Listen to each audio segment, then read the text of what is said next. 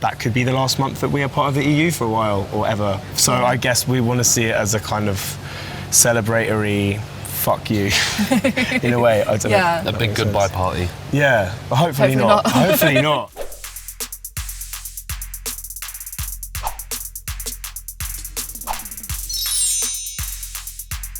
Hi, I'm Rianne from Enemy. We're here with Dan and Kyle backstage at Portsmouth Pyramids. How are you guys? Very good, thank you. How are you? I'm great, thank you, yeah. Tonight is the penultimate night of your Doom Days club tour. It is. How has it been so far? It's been amazing. Yeah. It's been so much fun. We always kind of knew it would be. Just the people who dared to come to any of the shows that we put on. Dared to, yeah. Because like the whole point was, you know, try and go places that bands somebody normally wouldn't go, and so you know when people make the effort to come to those places, you know that they're in it. Yeah. And they've just been amazing. And we've gone to loads of places, like I said, because the bands don't normally go, so we've not normally been there.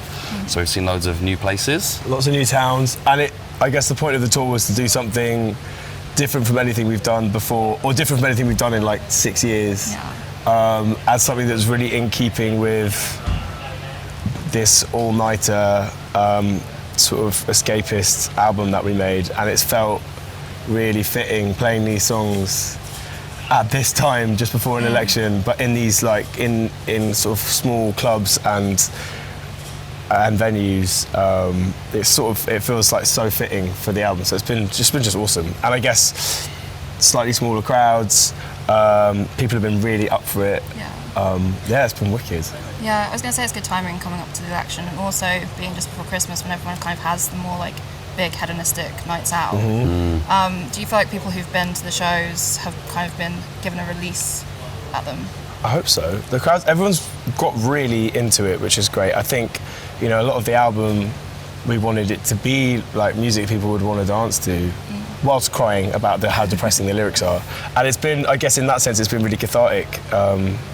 You know, it's potentially quite self-indulgent to play an album in full from start to finish, but the venues are kind of small enough that I guess we imagine the people who'd be there are fans who would know the album inside out, and that's been really fun. And we've been doing the whole gig in two halves. The first half is Bastille, and the second half is a very niche in-joke, pretty much just with ourselves and 200 people that were at a tiny surprise gig we did a few years ago. But as another band called Chaos Planet. Yeah, it's been great. I hope it's the cathartic escapism that the album was meant to be. Yeah. Why did you want to separate the two halves of the night into Bastille and Chaos Planet instead of just doing like a extended encore? I think because Chaos Planet kind of came about when we did a secret show in London, like sort of for the release of our second album, Wild World. So Chaos Planet was a play on the album name. Very clever. And then there's like a few articles about it saying like there's a band playing Chaos Planet, and then like with a few subtle and less subtle hints at sort of who it really was. And so it was kind of like to play back on that, and because as Dan said, we played the album from front to back, to give that album its space. And then we come off, and then we all go and get changed into Chaos Planet, which is all like tie-dye and like face paint and stuff, and then we come back on. And then we basically do we're basically a covers band for the Bastille stuff, which is like, you know. It's really fucking silly, but it's been really fun. Yeah. And yeah, I guess it gives us an excuse to be the support band on our own tour. And so yeah, we a mate of ours put together a mix of tunes. So we wanted the club nights to essentially be like going out to a club night. So when you come in, the lights are down, the disco lights are on, there's like pumping music right from the start, and then yeah, we come on, play the album, supporting this band Chaos Planet. And we just wanted them to be rowdy, and yeah, I mean, like Friday night in Torquay was in a small sweaty club, was kind of exactly as we'd imagined. Yeah. It's been fucking awesome. Yeah. I know that you're a band when you're on tour who kind of try and go and see like the sights of the towns and cities that you're in. What have you been up to on this tour? Good question. So we have done as much as we can, because we have stripped it back and gone to like smaller places. We thought it'd be fun to jump back in a splitter van. Yeah. So we have been doing that, and it's been great. It's been loads of fun. A lot of day drives. A lot of day driving. And it's been nice to, I guess, you know, we're very lucky in that predominantly toured on a tour bus, but it means you do all the travelling at night and you miss so much. So it's been quite nice driving up and down the country. We have seen a lot of like Christmas markets, obviously, because of the time. Because Lots of seaside walks. Seaside walks. There's outside here is a lovely castle and a little lighthouse going on. Went and saw that. We're excited about going to some galleries in Margate tomorrow. But yeah, man, it's been like maybe not as hardcore tourism as sometimes. As we're used to, Yeah. But I mean, if you're going hard at the club nights, though, you have to rest. That's the thing. All tourism happens like post-show. Yes. Yeah, exactly. yeah. I guess just quite a lot of wandering. You know, like a lot of these towns and places. Like I've never been to Llandudno before. Llandudno, sorry, I said that wrong on stage as well. It did not go down well. Never been to Grimsby. Have you been to Grimsby? My uncle lives in Grimsby. Oh no way. Yeah. So you're a regular. Lucky. Well, that was a great Christmas market. Is that one with the big Christmas tree? No. What was that? The one. Was that the one? The one with like, the big one. We went to had a cup of tea. Was that Little Grimsby? No. Oh man. Went all the way up to Scotland. We've been to Aberdeen. There was a Christmas market there. There was a Christmas market that was doubling up as a fun fair and went on probably the most extreme fun fair ride I've ever been on. And you know, with like, sometimes there's a sort of trust issue with non-permanent rides, where you're kind of like, part of the thrill is the idea that you may actually die. And there was one that I went on with our mate Tom, up on this really high structure, and there were only two of us on it, so we were just hanging forward on the safety bar, very, very high up, just staring down at the pavement for about 10 minutes. That's too long. It was really long. Yeah, Like, all I could think about was what I'd do if they accidentally unleashed the safety brace, and how I would hold on. And I was like, I wonder, Tom and I, neither of us are known for our upper body strength, who would be able to cling on the longest? Yeah, I mean, it definitely woke me up before the gig. Well, thank God you're safe. Yeah. So you released the extended version of Doom Days on Friday, with lots of new songs, unreleased songs, reorchestrated versions of songs. Yeah. How do they kind of fit into the narrative of Doom Days? It's like the charting and night out. So we tried to put it together in a way that kind of has its own arc. I guess it's like, I guess would be seen as sort of deleted scenes from the story, or like different versions of the same thing. Like, the tracks didn't make the album because we were trying to make a really lean album, and like, we really love them, but I guess wanted to show different sides to the story. Like, Good Lesson is is like its own narrative. It's just kind of one night stand take on Samson and Delilah, and Admit Defeat is also about a kind of like drunken, woozy, like thought obsession. And I guess they felt like, with other songs on the album, like Another Place, that had kind of been ticked off. But you know, there were songs we spent so much time on them and really love them, so it's great to have them out.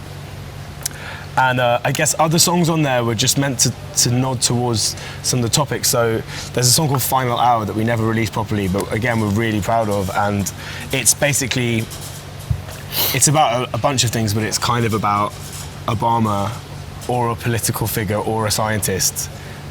It's basically saying on a podium, I don't know, I guess pleading for, talking about climate change and gun crime, and looking to all the people who like systemically like block any change from happening, in a kind of exasperated, like, come on.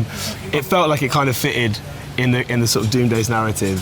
So it's just nice to have that out. And then we got to work with a couple of different orchestras on versions of songs from the album, and our friend Johnny, who's an amazing arranger. I guess we've always loved throwing our songs in different lights. So this feels kind of like a nice full stop at the end of this trilogy of albums that we've made. I guess fills in other little gaps in the story of the night, and shows a little bit of the other stuff we were experimenting with at the time. So it's been like, it's really satisfying having it out. It's a nice way to end the year. I saw on Twitter you saying that the reorchestrated version of Another Place is one of your favourite pieces of music that you've done. Why is the reorchestrated stuff so good for you? Why do you like it so much? I think I've always been obsessed with film scores and film soundtracks, and like, my classical music knowledge is maybe not the most in-depth, but something about strings, and I think it comes from like a love of film. It just like hits me. Yeah. And on our first album, we used strings on loads of the tracks, and we're lucky enough to record a bunch of the strings at Abbey Road. But at the time, we had like 5 people, and we were just layering and layering and layering. So it's always been a sound. I think it hits a lot of people like right in the heart. And I remember going into our second album, Mark, our producer, was very much like, can you just try and not have strings on anything, let alone like every track? So I don't know, I guess maybe it's the fusion of those different sounds that we love. Getting to record with a massive string section at Abbey Road, there's just something innately emotional about it and really affecting. And I think in other places a really sad song that's kind of sad and kind of optimistic, and it being cast into that light. Johnny, the arrangement that he did, he wanted it to be pretty much as far from the album version as possible, and it's just amazing. I remember we only had 40 minutes at the end of the day to record that. Yeah. And obviously he was a bit stressed because he'd spent a really long time arranging it. But the first run through, the first playthrough of it, like half the people in the control room just started crying, and there was no vocal on it. But just as a piece of classical music, I think it's like amazing. I think what he did is so beautiful. And then it was just about singing over it as quietly as possible and trying not to fuck it up. I don't know what it is. Maybe it's the collaborative thing. Maybe it's the like being able to enjoy it because it's the work of so many other people that we love and respect. But yeah, I don't know. Every now and then, we're always proud of like most of the things we do, but every now and then, yeah, you're involved in something and I don't know. When I want to play it to people and I don't feel remotely embarrassed, Yeah. if I sober wanted to play it to people, then I know that I think I'm happy with it. Yeah. Also on the new version of the album is Can't Fight This Feeling. Yes. What was that experience like doing that for John Lewis? It was very surreal. We were finishing up our US tour, and like basically the situation came about and we did the vocal, and you're never really sure if these things are going to happen or not, but it was with the London Contemporary Orchestra, who are like incredible. They do all of Johnny Greenwood's stuff, the last Radiohead album. They did a lot of like the strings on Blonde for Frank Ocean and Endless, all stuff that we are huge fans of. So the opportunity to work with them was amazing, and yeah, it's kind of quite a quick process, and not something we ever expected to be involved in. It was really flattering to be asked, and then suddenly it's just out in the world. I actually was, the day the ad came out, flying back from the end of our tour in the States, and like got off as we landed, turned my phone off airplane mode, and just, it's funny when you do things that actually cut through and you realise how little people are aware of most of the stuff that we do. And it's also like one of the few things we've done that like my nephews are aware of. They're tiny, but they're like, there's a dragon! Oh my god!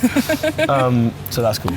Yeah, it's been fun. Again, like a really unexpected end, but it feels like it fits quite nicely with the reorchestrated stuff that we've done, and nice to do something Christmassy. Yeah, exactly. Yeah. You're doing a big reorchestrated show in Hamburg in January, which is with the Baltic Sea Orchestra. Yeah.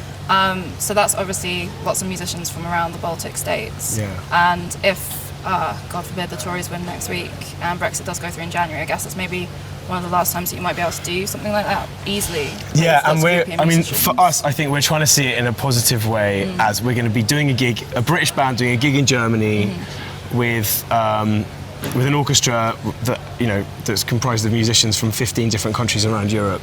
It feels like the most positively European thing that we could possibly be doing at a time, where, who knows what things will be like in January.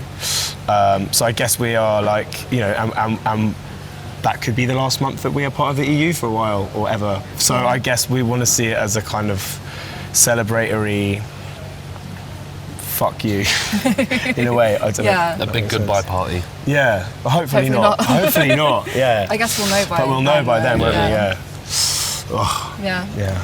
Okay, depressing chat over. So you said that this is kind of like the end of the first trilogy of Bastille. Yeah. What is the next chapter? First trilogy, more trilogies. Like it was just a nice arc to have the three kind of B-movie style, film-esque, like kind of film-leaning albums, which has been nice because at least there's some blinkers on, you know, like because it fits into that arc.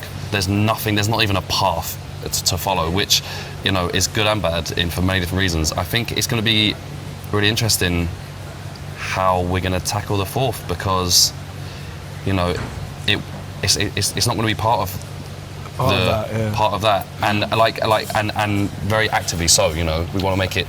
We want to really disrupt our whole process, and I think one of the things that I've always loved about being in our band is there's never been any rules. Like, we've never really we've never given a fuck about genre, about sound. I feel like as long as we're playing on it, as long as I'm singing on it, and as long as we've made it, that's what makes something a Bastille song. And so that's been really liberating, like, the whole time. But I think, you know, we've made 3 albums entirely by ourselves. We've recorded them ourselves, produced them, written them all. And we're this really fucking weird band that sometimes like flirts with the mainstream, and other times just gets on with that. We do like weird shit to release our albums, and, you know, like to sort of experiment and have fun with stuff. And I think, you know, a lot of that stuff maybe goes overlooked, but whatever, like, you know, we're doing it for ourselves and for our fan base that we're incredibly fortunate to have. I think going forward, we just want to. I don't think we ever thought we'd get to a 3rd album. I don't think we ever imagined. I was such a like miserable pessimist that I always thought things would fall apart. So it's kind of quite strange to be at this point where, you know, with 3 albums in, we've collaborated with people we never imagined we would have collaborated with. We've made 3 albums. We've done 4 mixtapes. We've got this like massive body of work. We get to do tours with, you know, 50-piece orchestras, and we get to play club shows. And I think we've done our best to just try and constantly change things up and undermine people's expectations and keep it interesting for ourselves and for the people who want to follow what we get up to. And I think, you know, going forward, this is probably our last tour in the UK for a while, like, and we don't have anything else booked. After we play Australia and New Zealand in the new year, that's it for us. And so I think, you know, we've been busy doing loads of new music and writing a lot, and it's been really fun, but like, we just want to, like, mix it up, kind of throw everything up in the air and see where it lands, and you know, I guess come back with stuff that people maybe aren't expecting, and enjoy just the creative process off the road for a bit.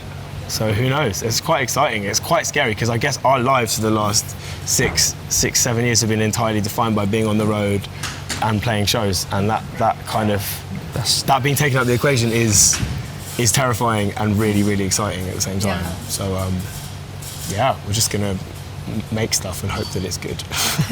Is there anything that's been inspiring the stuff that you've been writing so far? Yeah, but I should probably not talk about it, because I always talk about stuff too early. Yeah. It's been like such a productive period. It's been really, really fun. I think we're just challenging ourselves to not have anything sit on this next body of work that could have sat on anything else that we've done, which is kind of hard, because I think particularly on our last 2 records and on the first one as well, you know, from song to song the sound sort of jumps around so much, and there was never, like we sort of said, there were never rules about what could and couldn't be on there. So we'll see, but that's like a nice challenge for ourselves, just to sort of hopefully still be around, hopefully still be subverting what people do or don't think about us. Yeah. And I guess we're kind of excited.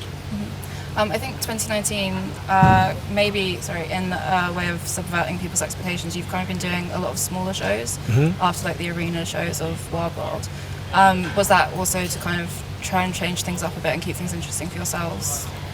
Yeah, I mean, like, the idea of doing a reorchestrated tour, which I think I can probably speak for all of us in saying was one of the most gratifying, you know, creatively interesting things that we've ever been involved in. And really humbling as well. Like, it was really like an amazing experience.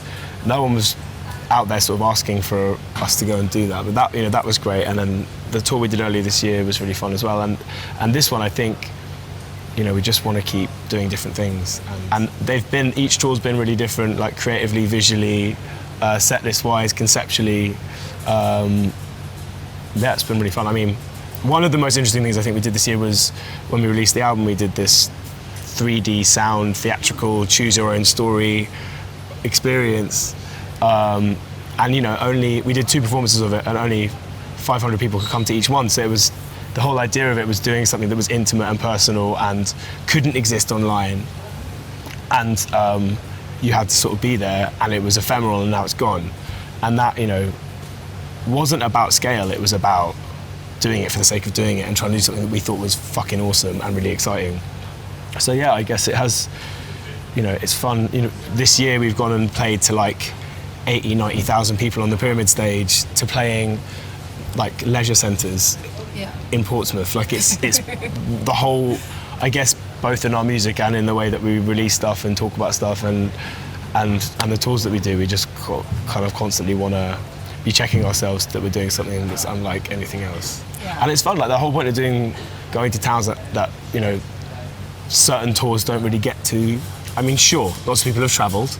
It's been kind of nuts being in Aberdeen and people being like, we came from America, and, you know, we came from Australia, or we came from like Germany or all over Europe. I think we've definitely like tested the travelling limits of some of our fans, but it's been amazing. And I think also for us, given the idea that we might sort of step back for a sec, just getting to like play shows where you can look everybody in the eye, get in amongst everyone, jump up and down together, and it's been like really gratifying and like a, you know, I guess whatever the equivalent of a nice warm hug from fans is. Quite literally sometimes, nice warm hugs. Sweaty warm hugs in the crowd. You mentioned Glastonbury just then. The crowd for your set was insane. I know, it's nuts. What was that like, looking out to that many people from the Pyramid stage? It's hard to just comprehend that many people. So beyond like 10, 20-ish thousand, it's just this sort of blob of, and it's probably good for us that that I'm not able to absorb that, because it was mad. I think we all were, but I was really happy with the show that we were doing. Yeah. The hour-long show with all the choir, and it all been kind of like they had their dance moves and the way they were moving about the stage.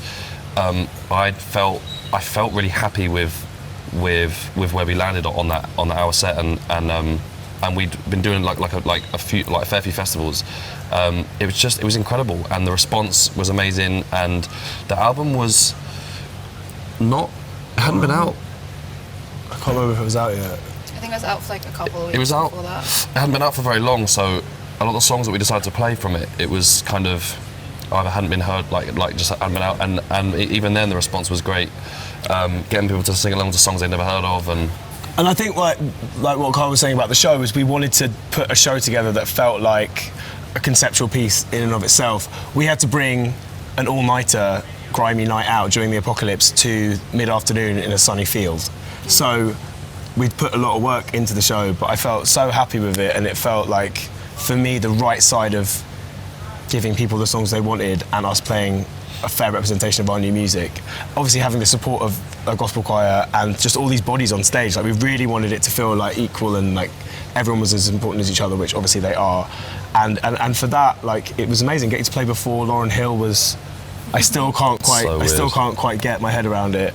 But yeah, in terms of the crowd, like I'm one of like the biggest Glastonbury fans in the world. I'm like such a Glastonbury evangelist.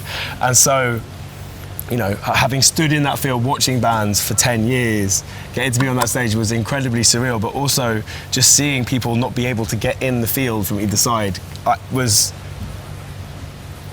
as like a music fan, nerd fanboy, was kind of amazing. And I get really anxious on stage, I get really nervous, and so often I don't really enjoy big gigs because I'm sort of way too in my own head about it. But like about 40 minutes in, something clicked. I guess got to appreciate that it was kind of going really well, and we'd come out of the bit that was quite depressing in the middle of the set, and there was a lot of new songs, and we're going into like just a sort of home stretch of tunes that you pretty much know everyone in the field would have known. And yeah, by the end it was really amazing. We ran off stage and all looked at each other, and everyone was like, "You had a good time, right?" And we all had this moment of realization. We were like, it's rare that we all have a really really fun show, because everyone's quite self-critical, and we all came off and everyone was like, you had a good time, everyone in agreement. It was just it felt really special. I think it felt, you know, being in a band, there could be a lot of like self-doubt and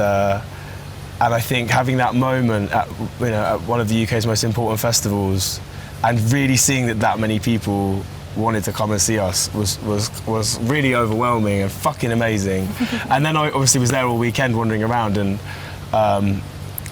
in everyday life I never feel famous because, you know, people don't really know what we look like, and that's exactly how we want it. But walking around that festival, it was really nice all weekend. People just come up and say how much they'd enjoyed our set, because I think we're the kind of band that, to know who we are, you have to probably like or know our music out of choice. So it was really special. I don't have the language to be positive about stuff. It doesn't really sit with me to be optimistic or positive about things. So all weekend at Glastonbury, people asking how the show went, I didn't really have the language to. I'd be like, it was good. They're like, yeah. Anyway, as you can tell, words fail me. But yeah, it was really. That was like definitely like a career highlight, I think, for all of us. And then we got to watch Lauryn Hill, and then we got to watch Stormzy kind of reinvent what a British headline slot at Glastonbury is, and it was such a brilliant night. Did you get to meet Lauryn Hill as well? I did meet Lauryn Hill, yeah. What was she like? She was really nice. In fact, I'd had a few drinks because we were trying to play catch up with all our friends, and I was outside having a drink at the back of the Pyramid stage, and she was actually leaving to get in her car, and I was like, I have to talk to her.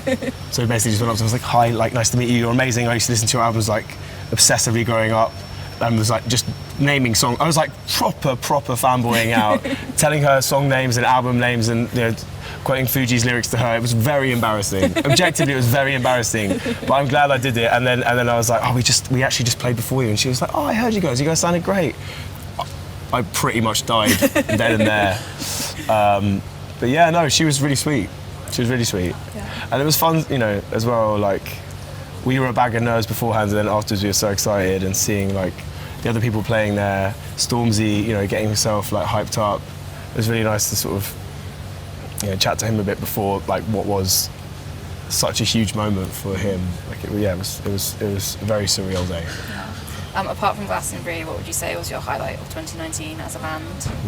We got to record the orchestral versions of some songs at Abbey Road. I think releasing the album was really satisfying. We were so proud of this album, and the things we did around it, you know, online and with the sort of theatrical experience. I think those things were really amazing. This American tour was awesome. I guess like getting to play, you know, the Greek in these sort of amphitheaters all over the States, and this is so weird, and maybe it's just getting older and having done this for a few years, but like I found looking out at the crowds, who was such a cross section of people, that really struck me.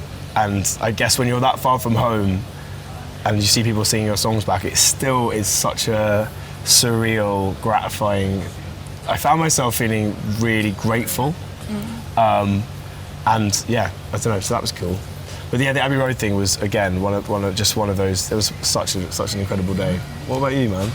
Yeah, the American tour was just really great, and because we were out there for 8 weeks, and being away for that long, and it doesn't matter where you are, but just having that distance between you and the time difference and stuff from home is just really weird and kind of like uprooting. But the crowd just made it amazing, and it was like totally doable. Actually, Reading was also really fun.